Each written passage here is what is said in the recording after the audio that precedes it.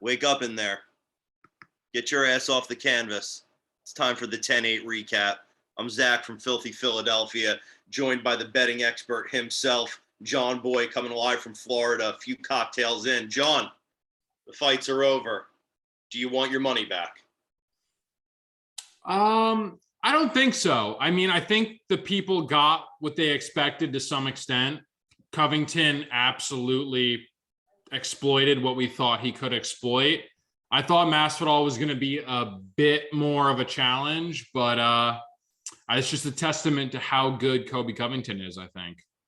Well, I'm going to say two things. One, I'm going to say to the loyal day one listeners of the 10-8 podcast, I hope that you are now believers in the power and the truth that we are bringing you, because I am hard-pressed to find a mark that we missed when we went live and recorded on Wednesday, sitting here now. We said that Colby Covington was going to out-wrestle Masvidal. We said that RDA was live. We said that Jalen Turner was going to be a big winner. He was. We said that if Bryce Mitchell could withstand the Barbosa leg kicks, he was live to win. I'm hard-pressed to find a place that we missed the mark.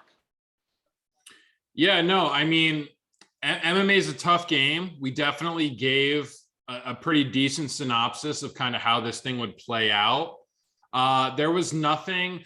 I was a little high on Moicano. I did say I will take my my loss on that. I said Moicano was a live dog. I said Moicano would fight for your money. That's what I said. And Moicano fought for your fucking money. RDA on a 5-round fight. He looked great. Don't get me wrong. Moicano fought for his money, but yeah, no, I think we did a decent job of going over it for sure.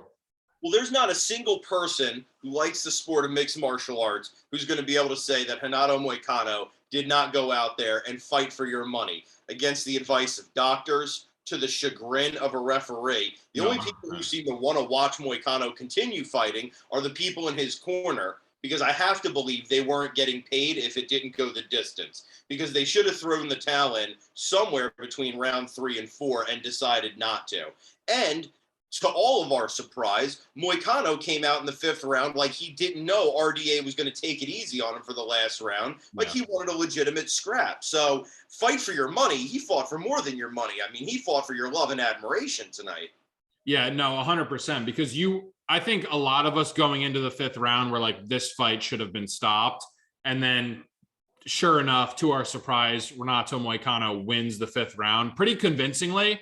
I mean, if that fight goes any longer, the momentum sort of went to Moicano. He somehow weathered the storm of RDA and he fought back. I mean, it was a clear RDA win, but I mean, Moicano, what more could you ask from a guy, really? I mean, he kept it live long after anybody else in that fight kept it live. Let's talk about Thug Nasty himself, because obviously, if the tracksuit isn't a giveaway, you got yourself a fan on your hands here. This man went out there and absolutely shut down Edson Barbosa from nuts to soup, top to bottom, bell to bell, absolutely shut him down. Yeah, no, first of all, that's a hell of a jumpsuit, camouflage jumpsuit with the fireplace in the background. That's a fucking hell of a setup right there. That's how we do things on the 10-8 pod. You know, we don't shy away from wealth. Yeah. We don't shy away from success. We're here to let you know how you could be living. I respect that. I respect that very much. No, but you're right. I thought we talked ourselves out of Bryce Mitchell in the pod when we went over kind of his resume. We were both kind of like, wow, he hasn't really risen to the occasion against anybody that's relevant or anybody that's a legit dude. But, you know, Barbosa is as legit as it comes, man. And he weathered the storm for full 3 rounds. I mean, it was a convincing 30-27. Nobody saw that any differently. And there wasn't really a lot of spots where I thought Barbosa was going to win that fight. Like a couple exchanges, I was like, okay. But Bryce Mitchell was very, very impressive. And he's going to get a top 5 guy next. And I texted the group chat. I'm very interested in to see who'll get next. Do you have an idea if you think who Bryce Mitchell will fight next at 145 pounds? I have a few thoughts on that, but let me say first, there are 2 judges who disagree that somebody saw it different than 30-27. I believe one judge saw it 30-25, and I think a second judge saw it 30-26. And it may have only been a benefit of charity that the third judge saw it 30-27. I mean, this was putting a man in literal cement and watching it harden over a period of 15 minutes. So when you look now, what do we do with a guy like Bryce Mitchell now, right? I mean, you got Giga Chikadze, that's a fun one. You got Josh Emmett, that's a fun one. I mean, everybody all the way down to the championship, from he came into this fight ranked number 11, from 11 to 2. I think you've got a fun fight with Bryce Mitchell that you can make now. Yeah, no, 100%. There's a lot of guys who you can match him up with, and I'm going to tune in to watch the guy. I mean, with that post-fight interview with the Arkansas and giving hope to people, I mean, there's not another guy that you could vouch for more than fucking Thug Nasty. That took the night, I think. That was an impressive performance. I'd love to see him fight like a Dan Ige, a Giga Chikadze. Those would be great fights for him for sure. I'm excited to see what the future holds for Thug Nasty. I'm seeing flashes of Dustin Poirier and all of his community outreach that he's done down in Louisiana and all the good things he's done for his community, right? You got a good old boy from the South, doesn't forget his roots, doesn't forget where he came from, and now he's going to go out there, do right by the community, and he's going to give us some dynamite crackerjack fights in the meantime. I'm going to tune in every time. I'll tune in once a month for that. I agree. I mean, I know I'm being a little bit tough on his performance. I'd love to see him strike a little bit more with a guy who will defend the takedowns. I know Barboza is legit, but I don't know how privy he was to the takedown defense. I'd love to see him against a guy where he'd be forced to stand a little bit more. But I mean, it's really hard to knock his performance against a guy like that. So you got to give him his props, give him his top 5 guy. We'll see what he does next. And there's potential for Thug Nasty. I mean, he's 16-0. So he hasn't missed yet. Let's 100%. put it that way. He rises to the occasion. We did get ourselves a little bit of a treat tonight.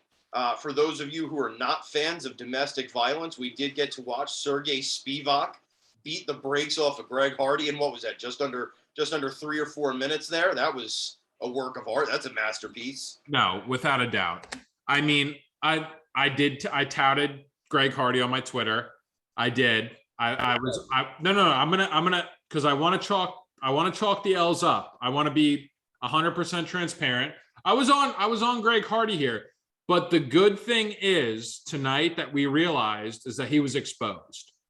I mean, he probably gets cut after tonight, arguably, right? He went from main card to probably being cut.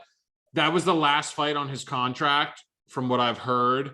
Spivak isn't known to be like an absolute killer in that division, and that was a big test. He looked out of shape as soon as he stepped in the ring. So as soon as he stepped in the ring, I regretted the bet immediately, whatever that's worth. It looked like he was thrilled to make 266, the weight limit at heavyweight being 265 with the 1 pound allowance. I mean, I don't know how seriously he took this fight this is the last fight on his contract, and he looked like that coming into it. I don't know. I mean, that basically gave you kind of what Greg Hardy brings to the UFC, and I don't know if that's anything else. And he probably will be on his way out, if I had to guess. Yeah, I mean, I think we've seen now that the UFC can't just feed him soup can month after month. There's not a lot going on there. And look, getting away from personal animus for a second. We're seeing with Greg Hardy, I think what we saw with CM Punk, right? You got a guy who's got some natural ability, some natural strength, and maybe a small amount of background, who wants to come in here and step in the UFC. The UFC is supposed to be the top of the top, the upper echelon of mixed martial arts, right? If you're not, you're going to be fighting guys. Even the bad guys in the UFC have been training this for most of their life, right? Even your worst UFC fighters, your fledglings, your journeymen, are guys who have been on a wrestling mat in a Muay Thai gym, hitting a heavy bag since they were in their teen years, you know? Greg Hardy left the NFL and joined the UFC with very little in between those two places, you know? He didn't have a huge amateur career. He didn't have a bunch of pro fights that weren't on the UFC. I mean, he had Dana White's looking for a fight contender series, and then boom, they throw him in there, you know? And once you get past the suit cans that he's just going to be able to out-muscle, and you start getting into legitimate guys who can fight, all of a sudden Greg Hardy is not the big draw that he once was. So I have to agree with you. I don't think there's any benefit to the UFC sending him back down to fight soup cans on fight nights. Obviously, this should be the last main card that he's ever on again, unless he's struck with like a jiu-jitsu bug overnight and he catches the disease of grappling. So I have to agree with you. I don't think there's much else utility for him in the UFC. I think he gets cut. I think he's done. Yeah, I mean, I agree with everything you said. I don't think he's much of a draw at this point. I mean, the only differing thing is compared to a CM Punk type of guy, you're talking about like a 6'5" Pro Bowl DN tackle from the Cowboys. You know, I don't think CM Punk necessarily had the accolades. I think that Hardy had more potential, but clearly, you know, when push came to shove, last fight on his contract, stepping in the octagon looking like that, being thrilled to make 266, you know, the proof was in the pudding. A guy like Sergey Spivak, who I believe weighed in at like 242 pounds. So you're talking about a guy who struggled to make 245. He probably weighed 30, 40 pounds less, and he was manhandling him in the first round. I mean, he was throwing him around. I think he had 4 or 5 takedowns. So, I mean, Hardy's obviously not well-rounded, and, you know, good riddance. He's probably gone. Yeah, it makes you think Jan Rodriguez really was the fight to put on the main card, doesn't it? Because those two went in there and cracked for 3 rounds. Yes, no, absolutely. The Rodriguez-Jan fight was exceptional, a great fight. The winner of that fight probably fights for the strawweight belt after Rose Esparza sort everything out.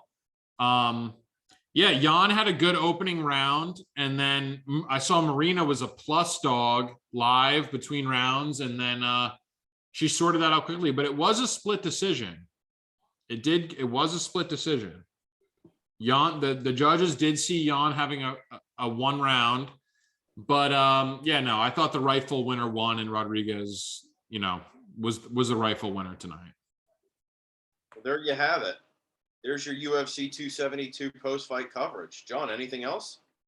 I mean, we didn't super go over the main event, but I thought the main event was very interesting. I thought Covington proved why he was, you know, a minus 300 favorite, and I don't know. I don't think Masvidal recovers well from that, but you know, look, here's the thing. Jorge Masvidal is obviously always down for a scrap. Obviously, he's got some heavy hands. I know we've had some dispute in our group chats about whether or not he actually sat Colby down. I saw him sit Colby down in the 4th. I saw Colby wobbled, and I saw that look in Colby's eyes that says, I'm not 100% back here yet. I'm somewhere in La La Land. I'll catch up with you in a second. So obviously, Masvidal is always going to be that guy who can catch you with a shot. mm-hmm. But, you know, like we said on Wednesday, and like I will continue to say, you're dealing with the difference here between a guy who's always going to be a gatekeeper, always going to be a journeyman,